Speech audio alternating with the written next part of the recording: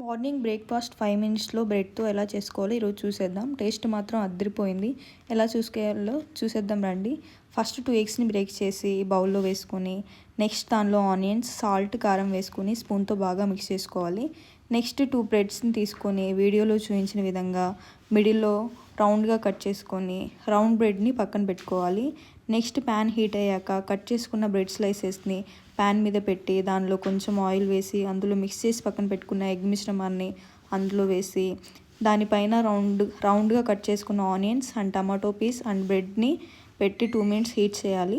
ఆ తర్వాత ఆమ్లెట్ని ఫ్లిప్ చేసి వీడియోలో చూపించిన విధంగా ఫోల్డ్ చేసుకోవాలి. అయితే మనకు కావాల్సిన బ్రెడ్ ఆమ్లెట్ అయితే రెడీ అయిపోయింది. ఇప్పుడు దాన్ని టేస్ట్ చేసే ముందుగా దాని మీద కొంచెం టమాటో సాస్ వేసుకొని తింటే టేస్ట్ చాలా బాగుంది. మీరు కూడా ట్రై చేసి టేస్ట్ ఎలా ఉందో కామెంట్ చేయండి. Thank you for watching.